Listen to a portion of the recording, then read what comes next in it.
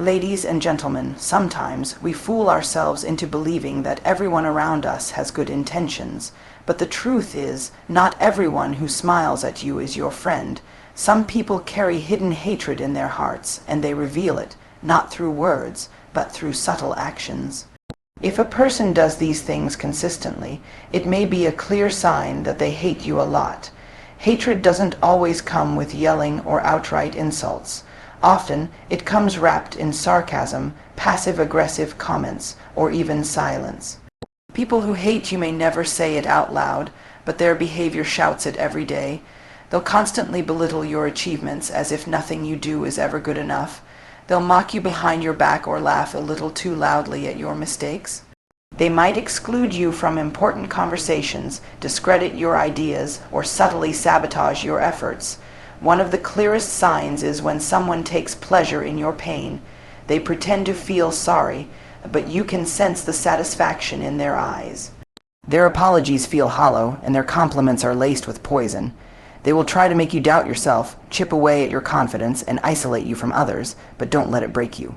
Their hate says more about their emptiness than your worth.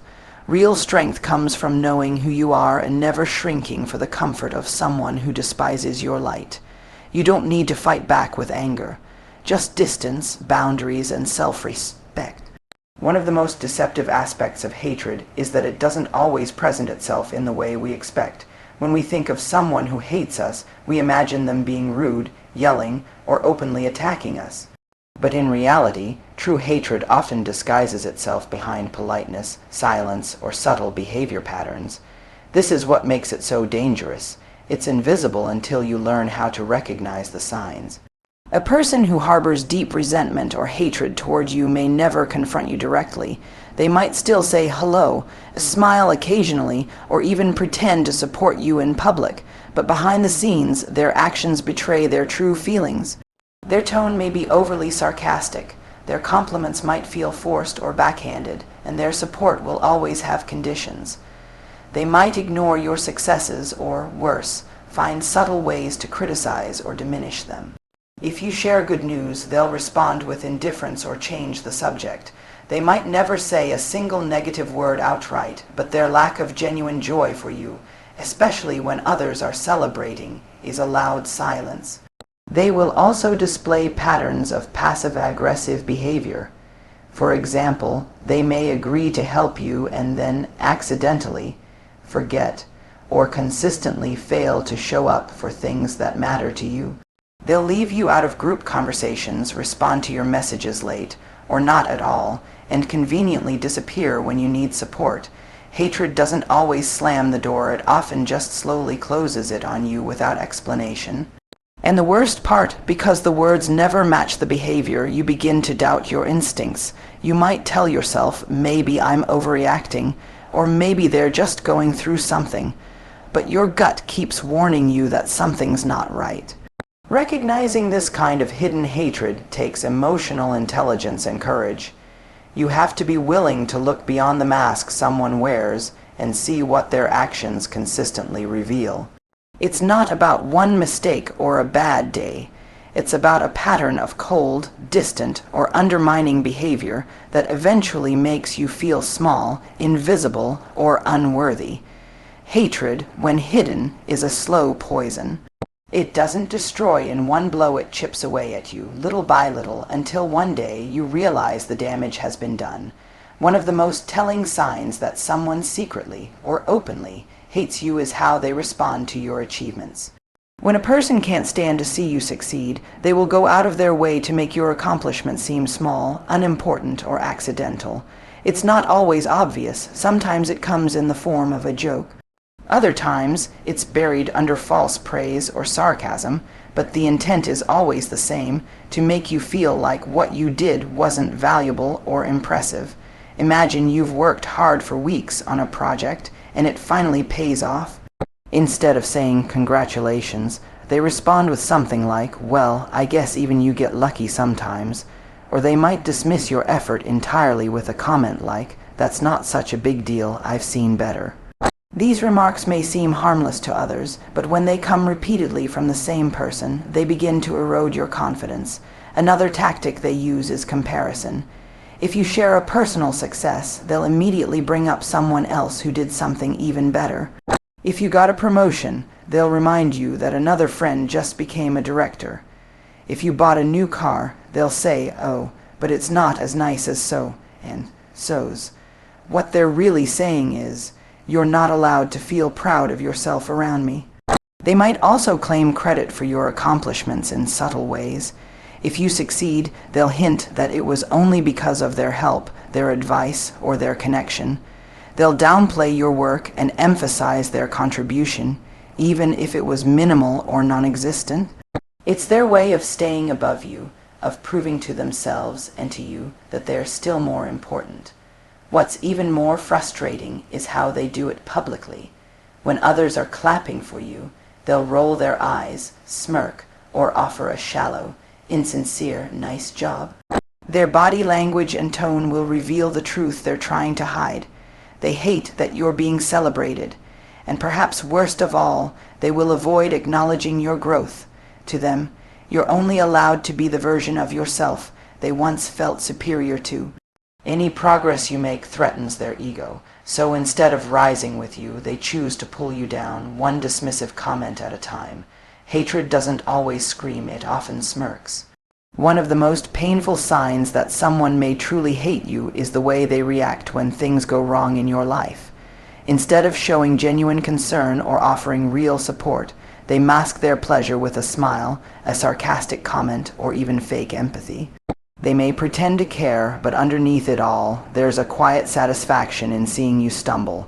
When you fail, whether it's a small mistake or a major setback, they're the first to hear about it and the last to truly comfort you.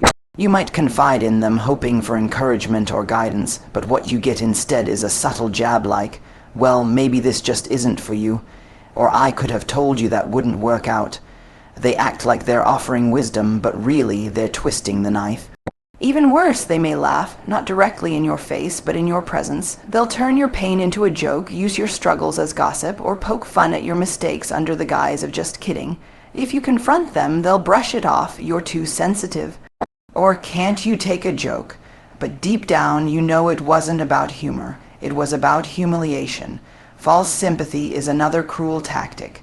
They'll say the right words, "Oh, I'm so sorry, that's terrible," but their tone is flat, their eyes cold, and their support non-existent. They don't check on you later. They don't offer to help. Their words are mechanical, as if they're only saying them to appear kind, but the energy they give off is clear. They're not sad you failed. They're relieved. And sometimes they don't say anything at all. They go silent. They ignore your pain completely, as if your struggles aren't even worth acknowledging. That absence speaks volumes. When someone truly cares, they show up. When they hate you, they sit back and watch you fall, secretly hoping you stay down. This kind of behavior is deeply toxic because it turns your vulnerable moments into weapons. When someone delights in your failure or offers sympathy just to hide their pleasure, they are not your friend. They are your enemy wearing a mask. One of the quietest but most powerful signs of hidden hatred is social exclusion. When someone hates you, they often won't confront you directly. Instead, they'll try to erase you from the space around them, bit by bit, hoping you'll feel unimportant, forgotten, or invisible. This is not a mistake or oversight. It is a deliberate act of emotional distancing, done in a way that makes you question your own value. At first, it may seem minor. You're not invited to a group outing. You're left off a group message. Your name isn't tagged in the team's success, even though you contributed. You might try to explain it away. Maybe they just forgot. Maybe it wasn't a big deal, but when it happens again and again, the message becomes clearer. You are being pushed out. These people may go out of their way to include everyone except you. They'll form new circles, whisper in front of you, or share inside jokes that remind you you're on the outside. Even in meetings or group projects, they'll acknowledge others while skipping over your input. It's subtle but strategic. They want you to feel excluded, irrelevant, like you don't belong. Sometimes they do this socially, other times professionally. If you're part of a team, they might accidentally forget to send you important information or purposely leave you out of meetings and decisions. If it's in a personal setting, they might host events and leave you out, then talk about it openly the next day, knowing you weren't invited. What makes this kind of behavior even more damaging is that it creates self-doubt. You begin to ask yourself, did I do something wrong, or am I just being sensitive? That's exactly what they want. The more you doubt yourself, the less likely you are to confront them, and the more power they gain in making you feel small. This method of isolation isn't loud, it's quiet warfare, and it's deeply hurtful because it attacks one of the most basic human needs, connection.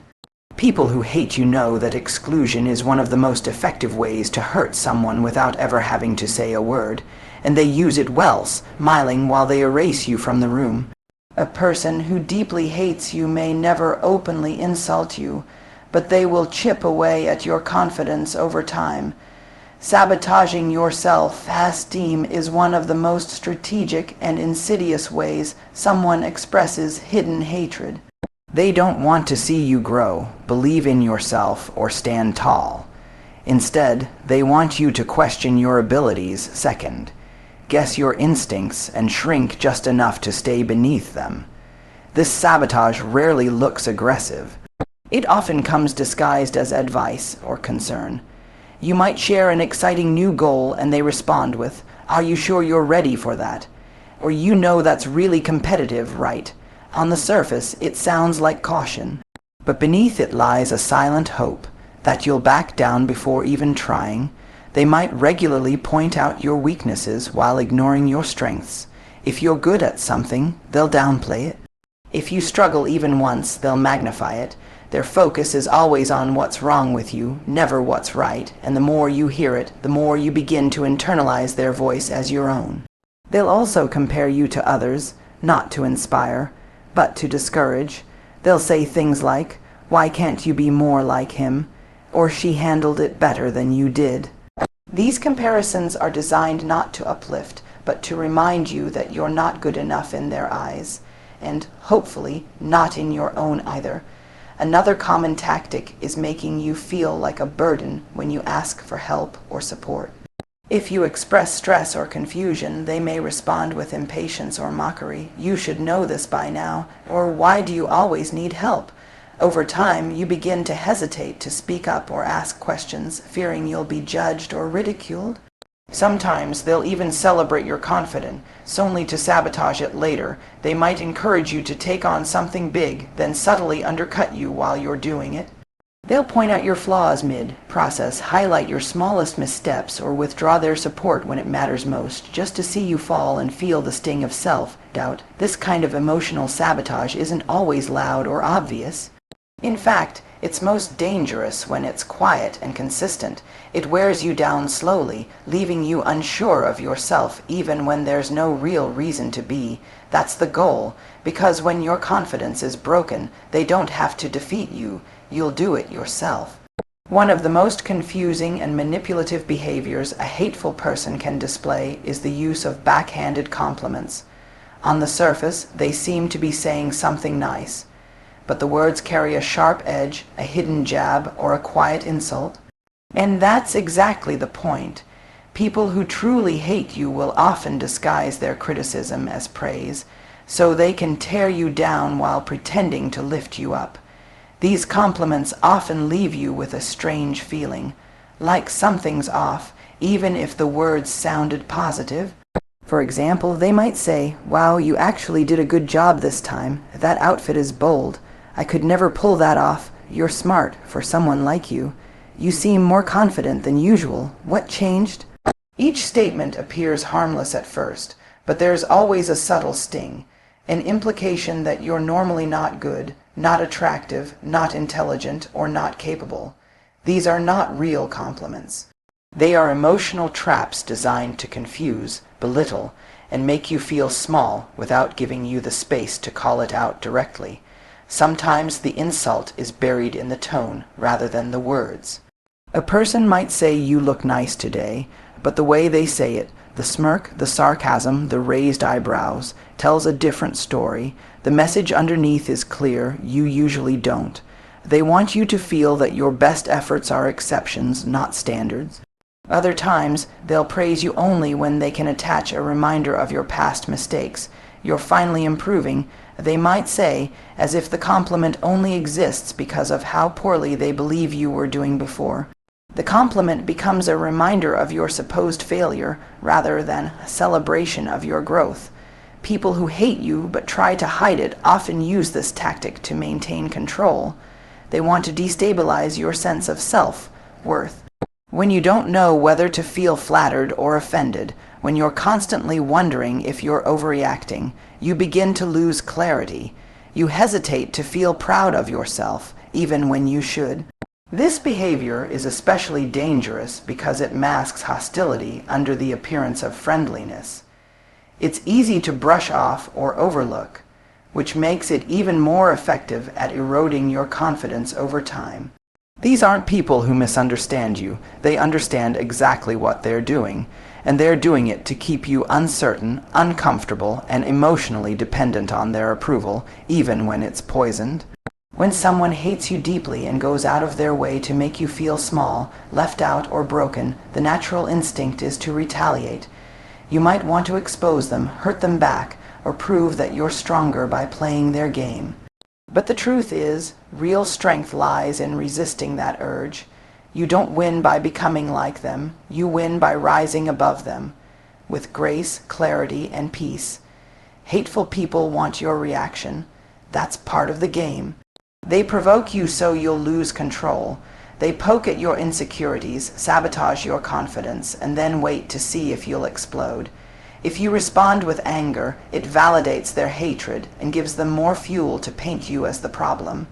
But when you remain grounded and unfazed, you take away their power.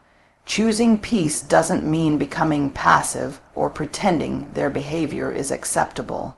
It means recognizing the toxicity, setting clear boundaries, and refusing to carry their emotional poison in your heart. You don't need to fight to prove your worth, your growth, your calm, your progress. They speak louder than any argument ever could.